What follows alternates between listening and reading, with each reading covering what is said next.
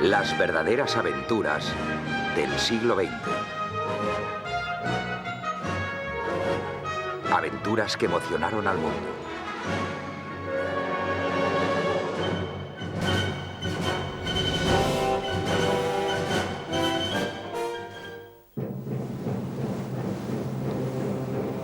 La batalla del Atlántico fue la campaña más larga de la Segunda Guerra Mundial. En ella lucharon principalmente los sumergibles alemanes contra las líneas marítimas que unían a Gran Bretaña con Norteamérica y con su imperio. Los submarinos realizaron su primer hundimiento el 3 de septiembre de 1939, el día en que Gran Bretaña y Francia declararon la guerra a Alemania. El último tuvo lugar el 7 de mayo de 1945, un día antes del final oficial de la guerra en Europa. Pero los buques de guerra de superficie alemanes también tomaron parte, en especial en los primeros años de la campaña. Y el peligro que representaban fue en ocasiones mayor que el de los submarinos. Dos barcos preocupaban especialmente a los británicos. Eran los poderosos acorazados Bismarck y Tirpitz.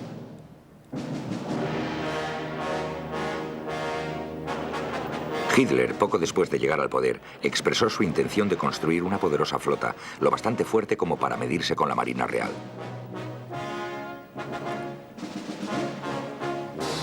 Sus almirantes, en especial Erich Raeder, al mando del almirantazgo, dudaron de que fuera buena idea, ya que creían que la función de la Marina alemana debía consistir en atacar el comercio británico, pero al fin llegaron a un compromiso. Aún así, el Plan Z, como se llamó al programa de expansión, era muy ambicioso y no se esperaba terminarlo hasta 1948. El plan incluía la construcción de 8 enormes y potentes acorazados.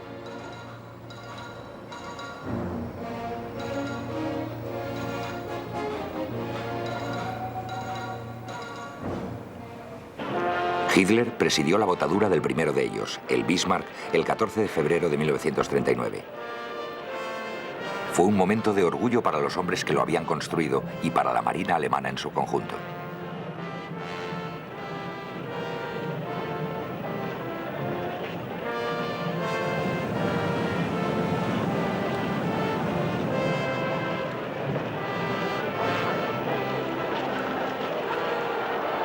Dos meses después, un barco gemelo, el Tirpitz, salía también al agua por primera vez.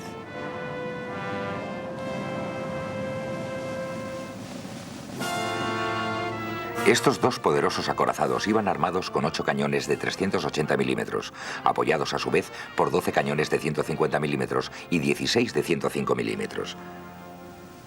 Eran el orgullo de la nueva Marina alemana. Pero pasarían muchos meses antes de que estuvieran completamente equipados y listos para atacar los mares.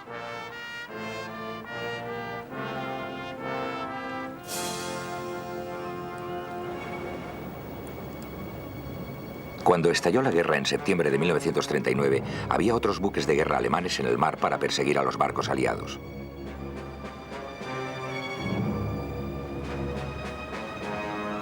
Uno de ellos, el mini acorazado Graf Spee, empezó a operar en el Atlántico Sur y el Océano Índico.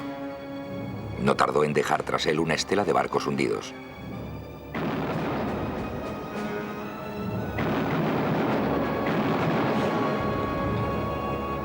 Fuerzas de 5 marinas aliadas fueron desplegadas para perseguirlo y acabar con sus hazañas en las líneas marítimas.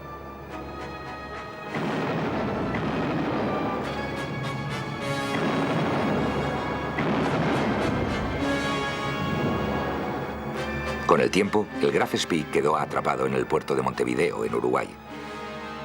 Su tripulación lo hundió para impedir que cayera en manos enemigas.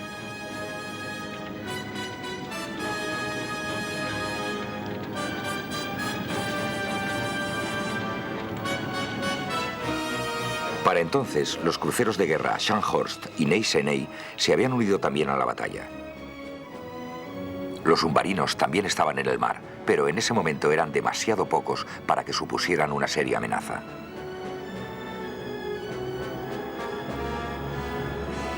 La costumbre de viajar en convoyes ayudaba a mantenerlos a raya. Pero en abril de 1940, Hitler invadió de repente Dinamarca y Noruega. Ese hecho puso fin a la tregua de la guerra en tierra, que se extendía desde la conquista de Polonia el otoño anterior. En mayo, Alemania atacó Francia y los Países Bajos. Tras 6 semanas de combates, Gran Bretaña se quedaba sola frente a Hitler.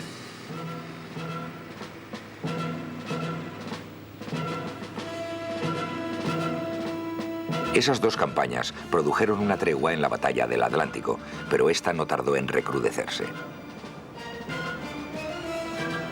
Recrudecimiento que resultaba más fácil, puesto que los alemanes podían utilizar los puertos atlánticos franceses. Para entonces, el acorazado Bismarck estaba ya a punto de salir al mar, cosa que hizo oficialmente el 24 de agosto de 1940, cuando se dirigió hacia el Báltico.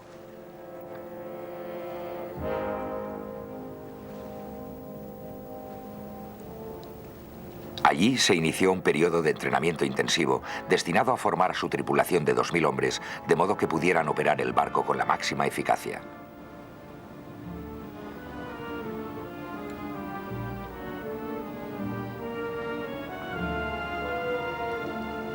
Los submarinos, que ya podían llegar mucho más deprisa al Atlántico, gracias a sus bases de operaciones en la costa francesa, comenzaron a atacar con éxito a los convoyes aliados.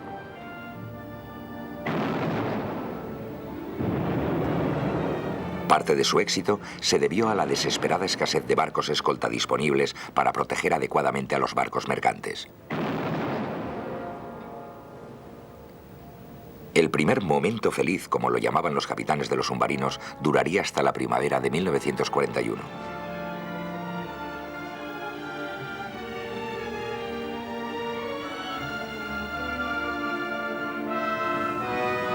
Pero los barcos alemanes de superficie también participaron. Se mostraron especialmente activos durante el invierno de 1940 al 41. El Scharnhorst y el Gneisenau enviaron 115.000 toneladas de barcos al fondo del mar durante febrero y marzo de 1941, antes de introducirse en el puerto francés de Brest.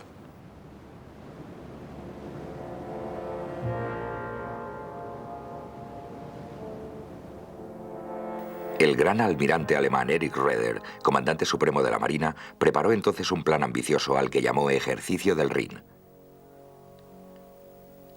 El Bismarck, acompañado por el crucero de guerra Prinz Eugen, saldría de Gdynia en dirección al Atlántico. El Scharnhorst y el Gneisenau zarparían simultáneamente de Brest. Los 2 grupos se reunirían para hacer estragos en las líneas marítimas. El almirante Günther Lütjens, un oficial muy capacitado, iría al mando de la fuerza. Había recibido la Cruz de Caballero durante la campaña de Noruega e iría embarcado en el Bismarck. Desafortunadamente, los ataques de la RAF sobre Brest dañaron al Gneisenau, pero Raeder estaba decidido a que al menos la parte norte de la operación siguiera adelante. Hitler se desplazó personalmente a Gdynia para hablar a las tripulaciones del Bismarck y el Prinz Eugen y enfatizar la importancia de lo que estaban a punto de hacer. Estaba convencido de que el ejercicio del Rin tendría un efecto decisivo sobre la batalla del Atlántico.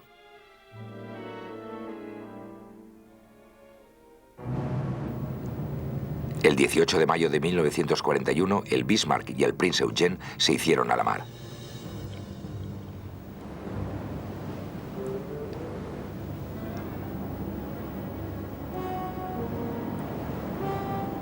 Dos días después, un barco mercante sueco vio a los 2 buques y a su escolta de destructores subir el Skagerrak en su camino de salida del Báltico. El almirantazgo británico fue informado de ello en cuestión de horas por el agregado naval británico en Estocolmo. El 21 de mayo, los 2 buques alemanes anclaron en un fiordo cerca del puerto noruego de Bergen para que el Prinz Eugen pudiera repostar.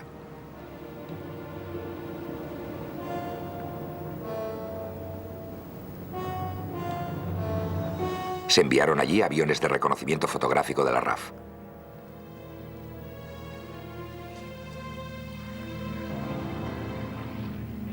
Uno de ellos regresó con fotografías de los 2 buques anclados. Parecía que se dirigían definitivamente al Atlántico. La Marina Real había desplegado ya cruceros que cubrían las líneas de aproximación del Mar del Norte al Atlántico.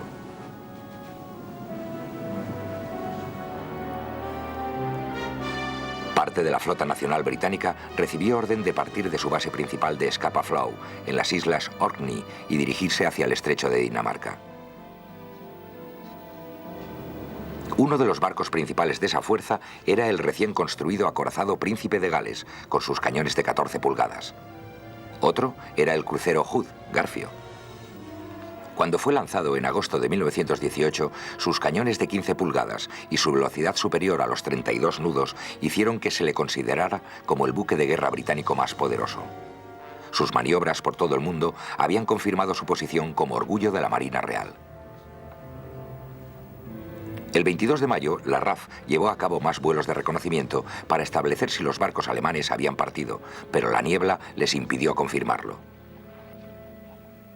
Un agente noruego transmitió entonces un mensaje de radio a Londres, en el que decía que 3 destructores alemanes habían llegado al puerto de Trondheim.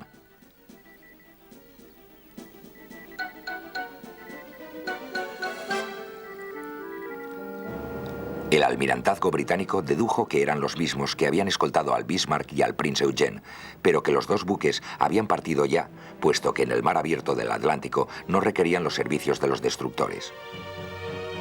El almirante al mando de la Flota Nacional Británica, Sir John Tovey, decidió pues hacerse enseguida al mar. Así lo hizo esa misma noche en el buque bandera Rey Jorge V y acompañado por el acorazado Repulse.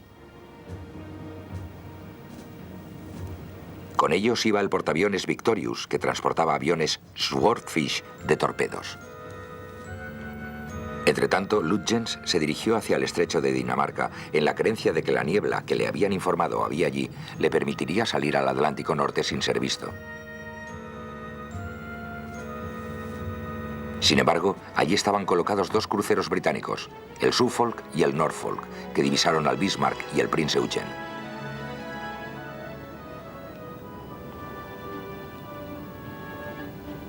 Informaron de ello al Hood y al Príncipe de Gales. Estos 2 últimos viajaron durante la noche a la máxima velocidad posible. El Bismarck y el Prince Eugen habían pasado ya el estrecho de Dinamarca y los 2 buques británicos los divisaron a las 6 de la mañana del día 23. Abrieron fuego de inmediato.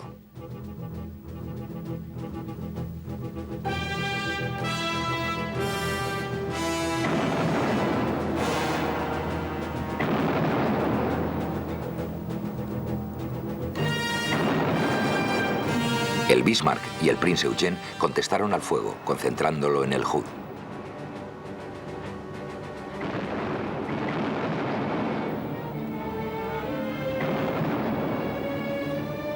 Una de las bombas del Prince Eugen alcanzó al Hood. Poco después, el Bismarck tomaba puntería.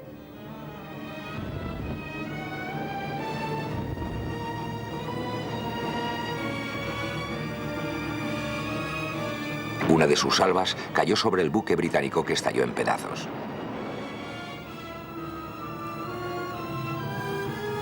Pero el Bismarck había sido también alcanzado y Lutyens decidió dirigirse a un puerto francés para repararlo. Aquella noche se separó del Prince Eugen en un intento por distraer al Príncipe de Gales y a los 2 cruceros que seguían al Bismarck. Estos, no obstante, no se dejaron engañar. El Prince Eugen llegó solo al puerto de Brest el 1 de junio. Entretanto, el almirante Tovey viajaba al oeste, hacia el estrecho de Dinamarca, con sus 2 acorazados y el portaaviones Victorious. Aquella misma noche del 23 de mayo empezaron a acercarse al Bismarck, que seguía viajando rumbo al sur. El Victorious lanzó sus aviones Swordfish, armados con torpedos. Uno alcanzó al buque alemán, pero no causó daños, y el empeoramiento de la visibilidad hizo que perdieran el contacto. Entonces consiguieron interceptar una transmisión de radio del Bismarck, lo que les permitió establecer una vez más su posición, que fue comunicada al almirante Tovey.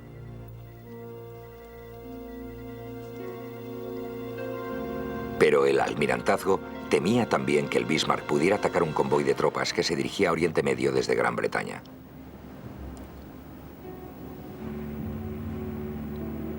Para protegerlo envió desde Gibraltar a la Fuerza H, formada por el portaaviones Ark Royal y el crucero Renown.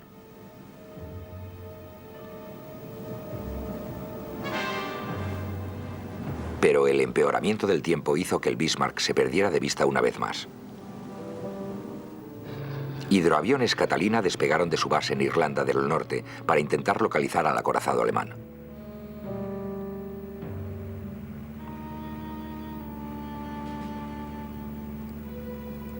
Al fin, el 26 de mayo, uno de los Catalina consiguió divisar al Bismarck.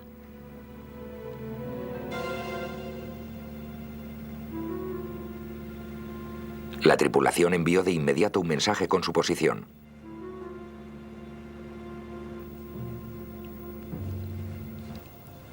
Los Swordfish del Ark Royal salieron para atacar al Bismarck.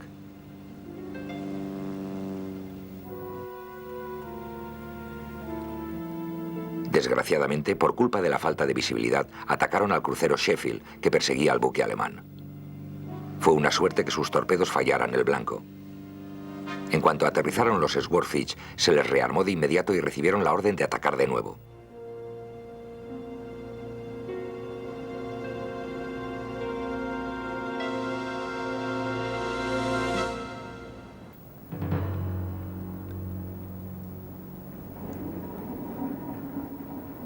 Despegaron ya casi al oscurecer.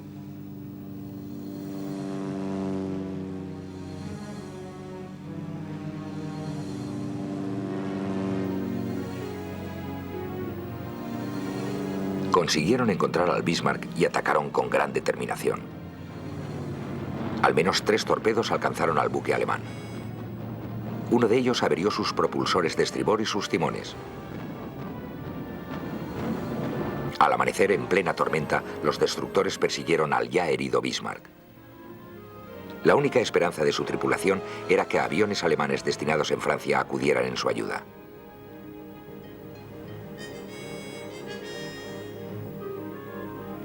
Pero eso no sucedió. Los acorazados Rodney y Rey Jorge V y el crucero Norfolk se acercaban al Bismarck desde el noroeste. Los destructores cubrían el oeste.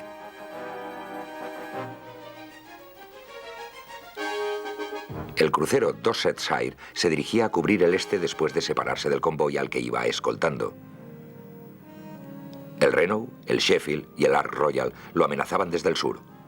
El Bismarck estaba atrapado.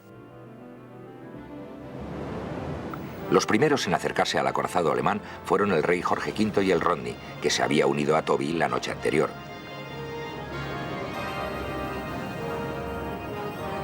El Bismarck los vio a las 8:30 de la mañana del 27 de mayo. 15 minutos después, con el blanco claramente a la vista, abrían fuego los 2 acorazados británicos.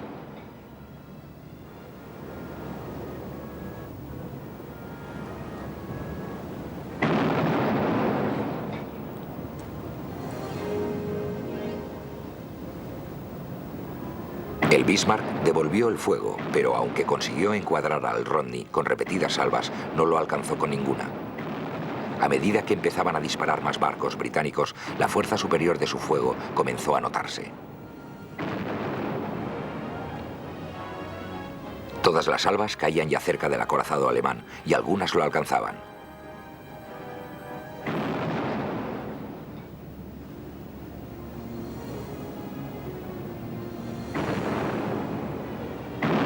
El fuego comenzó a extenderse por el Bismarck y los barcos británicos se acercaron primero a 4 millas y luego a 3 mientras disparaban salva tras salva.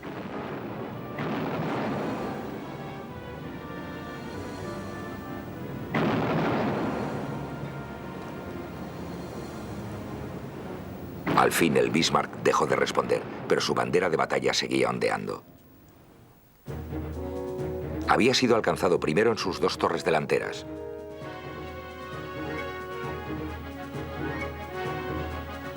Después recibió un impacto en el puente. Al final fueron destruidas sus torres traseras. Había quedado reducido a una ruina en llamas y el crucero Dorsetshire recibió la orden de rematarlo con sus torpedos. El crucero disparó 2 torpedos y ambos alcanzaron al moribundo Bismarck. Fue el golpe de gracia.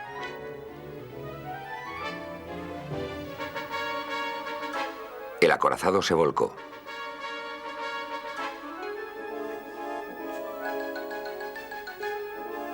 Luego quedó boca abajo.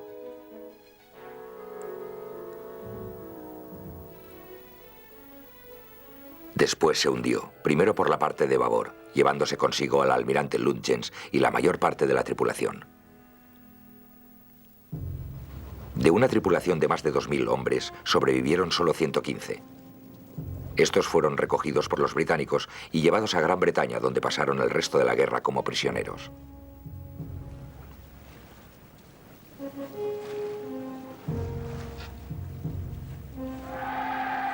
Los buques británicos que habían tomado parte celebraron el hundimiento del Bismarck como una gran victoria. Era tal el peligro que representaba que la Marina Real tuvo que desplegar a sus barcos más poderosos para acabar con él. El buque gemelo del Bismarck, el Tirpitz, presentaría un peligro mucho más prolongado y preocupante. No salió al mar hasta febrero de 1941, pero nunca patrullaría el Atlántico. En realidad nunca dispararía sus cañones contra otro barco. El Tirpitz fue destinado a los fiordos de Noruega. Su misión consistía en atacar los convoyes aliados que pasaban por el Océano Ártico al norte de Noruega.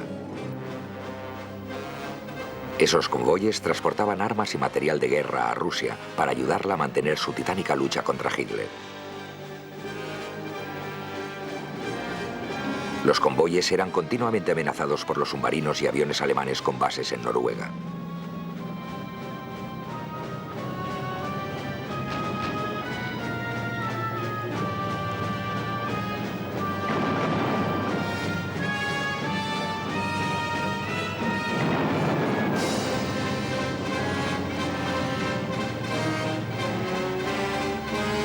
Submarinos y aviones que infligieron graves pérdidas a algunos de los convoyes.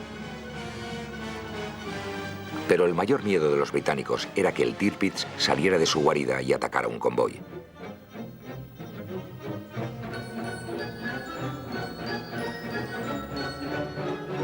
No era fácil contrarrestar su amenaza, ya que resultaba muy difícil acercarse al Tirpitz o a los demás barcos instalados en los fiordos. Se probaron varios métodos, incluidos los torpedos humanos llamados chariot, carros.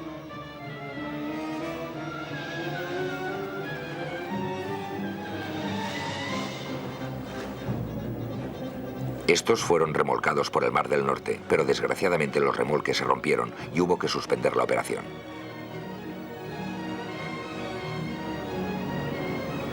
A continuación se utilizaron submarinos de bolsillo contra el Tirpitz. Estos causaron algún daño, pero se perdieron todos los submarinos.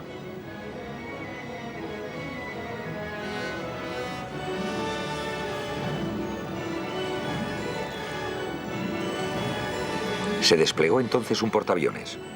Sus aviones causaron también algún daño al Tirpitz, pero nada que no pudiera repararse.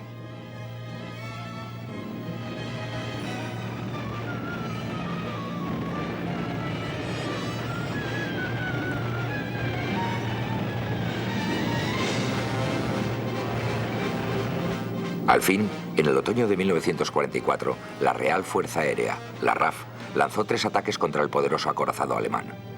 Sus bombarderos Lancaster iban armados con bombas masivas de 12.000 libras.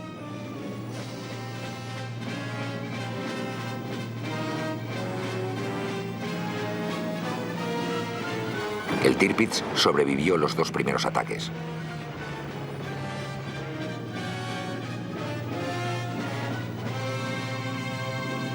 Pero el tercero, llevado a cabo el 12 de noviembre, resultó definitivo.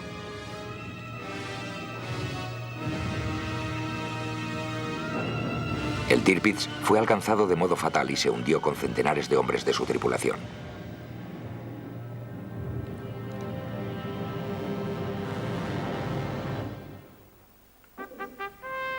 Así terminó el orgullo de la Marina alemana.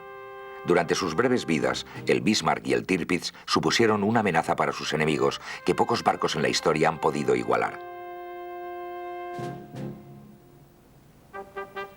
Sin embargo, ninguno cumplió las elevadas esperanzas puestas en ellos y ambos tuvieron un fin violento.